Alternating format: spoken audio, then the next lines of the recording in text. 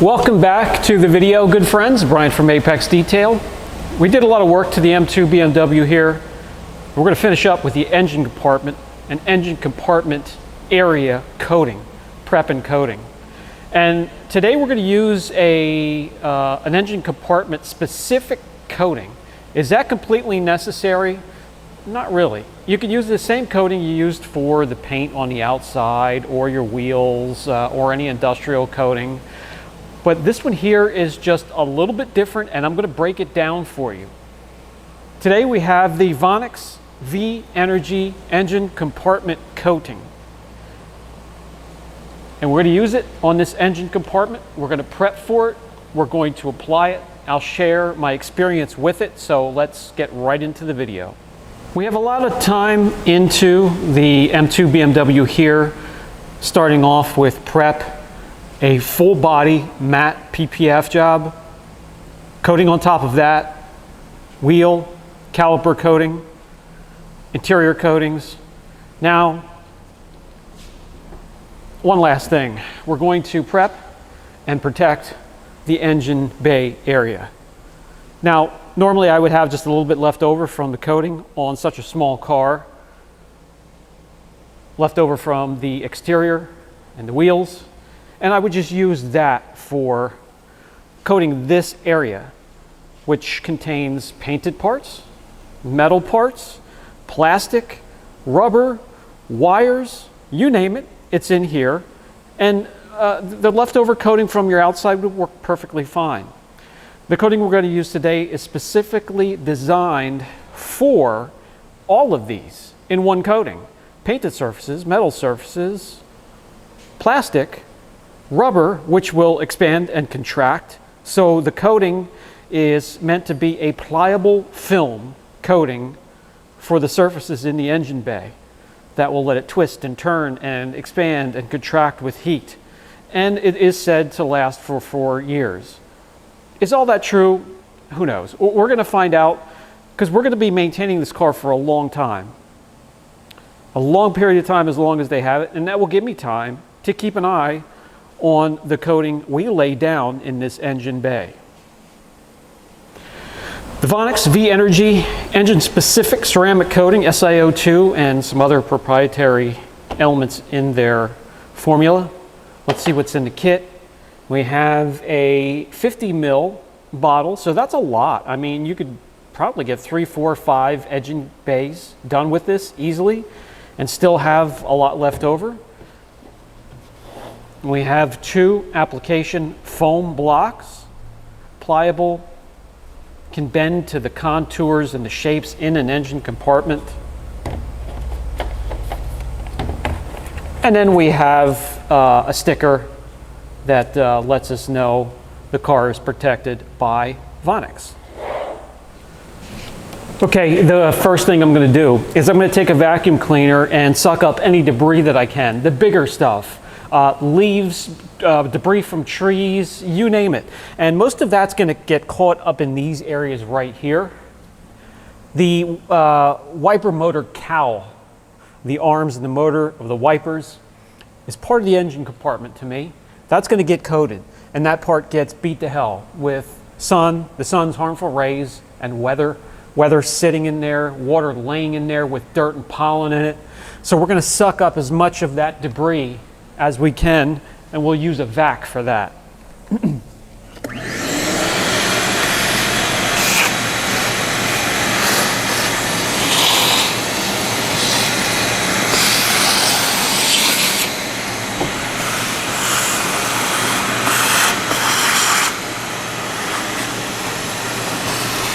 Step 2, we got the larger debris out of here. Now we want to get the light dust, pollen, the very light, loose stuff out of here before we go to the next step. You could use forced air from an air truck and a compressor. You can use a leaf blower. This works perfectly fine as well. We use this to dry cars, but has plenty of power to get all that light, loose stuff out of there.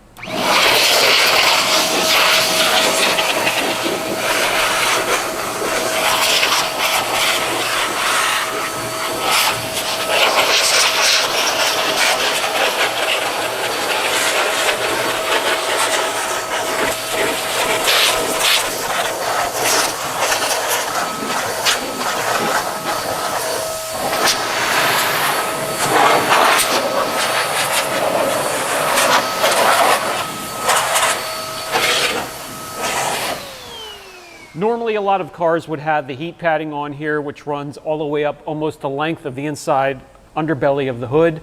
This is finished, painted, glossed over. This is going to get coated too with the same coating we coat everything else here. So this needs to be prepped. This area needs to be prepped.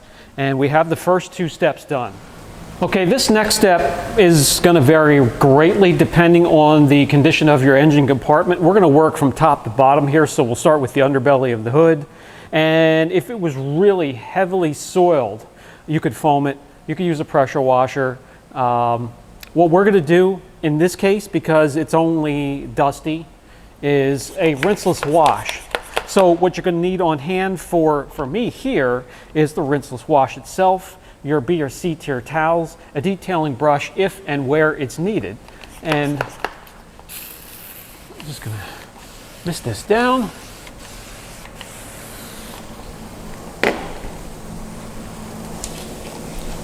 Going to get some in the brush and around the latches. You can see, a little dirty, turn the foam a light brown. So there are some areas where you can use a light, soft detailing brush and agitate down and around these hinges.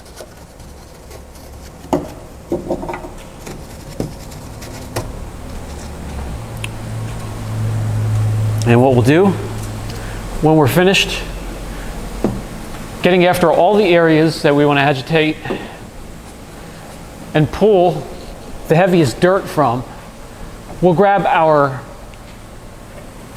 B and C tier microfibers and wipe it clean and dry.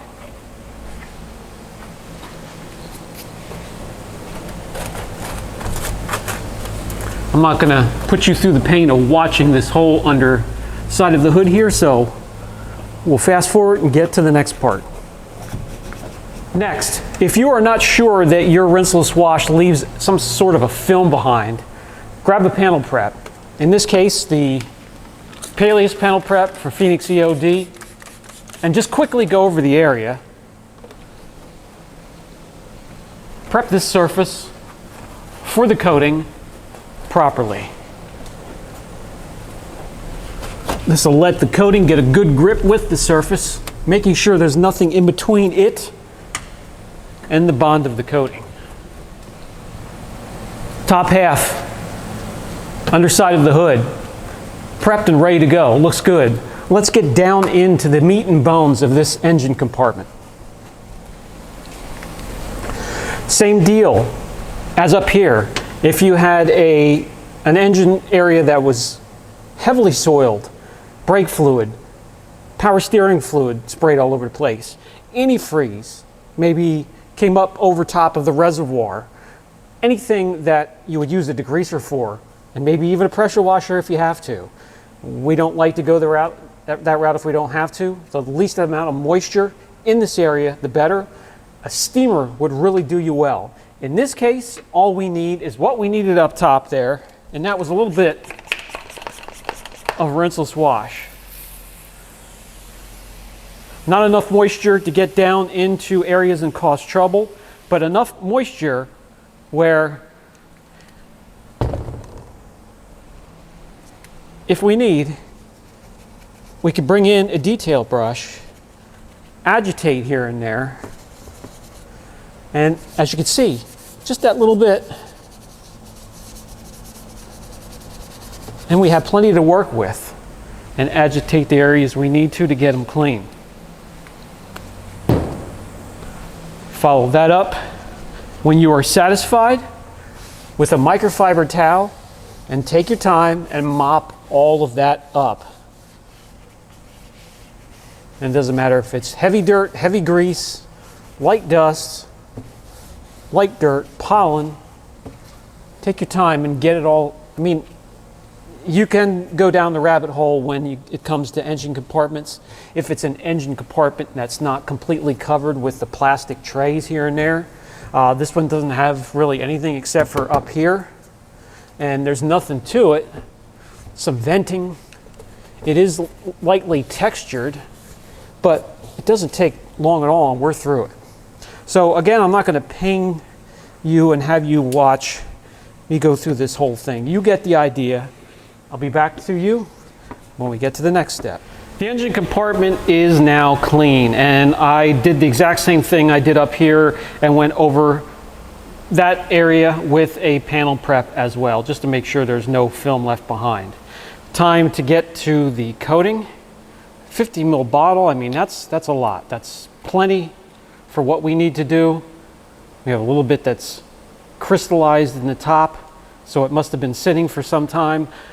If you ever come across this, crystallization on threads or on the top of the coating bottle, get a microfiber, wipe it, and then blow it out with forced air. I'm gonna go do that, and then I'll be back.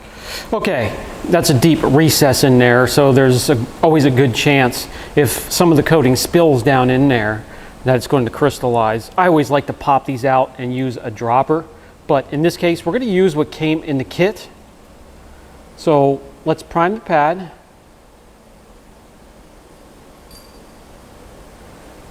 Get it nice and moist with the coating. And what we're going to do is start up top. From inside out. So I'll get the center beams, and I'm not going to pain you and have you watch me do all of this, but I'll start here, work my way all the way out to the edges. This entire underbelly of the hood, which is finished, is going to get coated.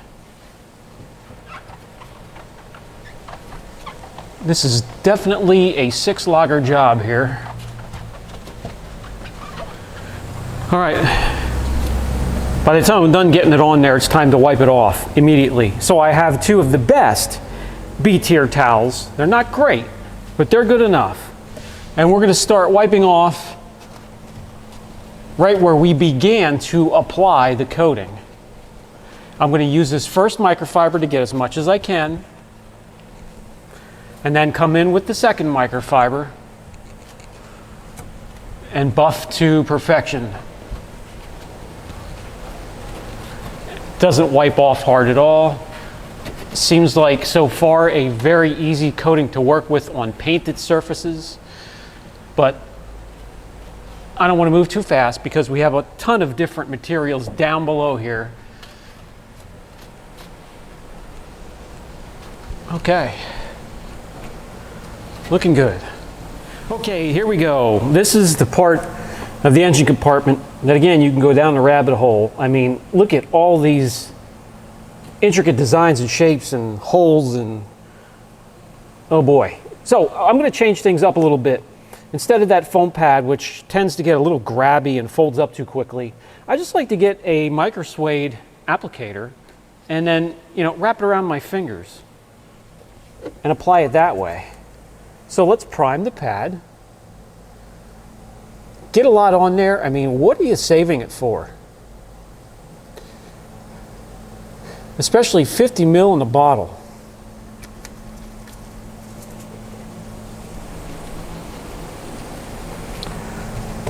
And let's start to spread it out. We'll start in the center and work our way out again. What it does for plastics is it makes it darker and richer as you're applying the coating. It will not stay that way. It will lighten up. It will kick back. Okay, time to reload the pad. We'll have to do this often. And since we have so much of the coating, we will do it often. So we have a lot of surface to cover in here. So that's plastic. We also want to protect the metal. This is rubber. This is a rubber type material here. Very pliable, very elastic. It makes this darker and richer right off the bat. Rubber hoses. Plastic caps and fittings, hoses, wires, I mean, endless. So once again, I'm not going to pay you and have you watch me coat every square inch. What I am going to do is get down a coating on in and around the main engine area. Then I'll come back with a towel and kick things back, show you what it looks like on the plastic. You might need to take a microfiber and level things out. So as you can see here, I couldn't get things perfectly leveled off. Some high spots here and there. So what I'll do is I'll just come in with a microfiber and just lightly drag it over the areas.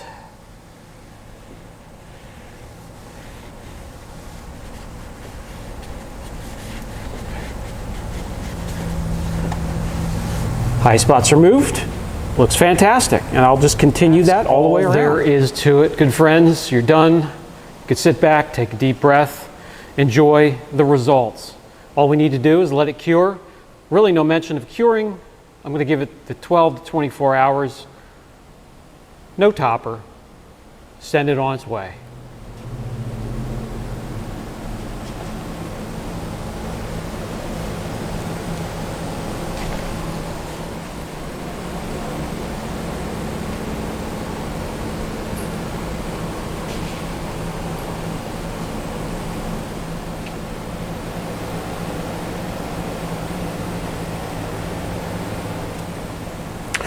Well, guys, that's going to do it for this video.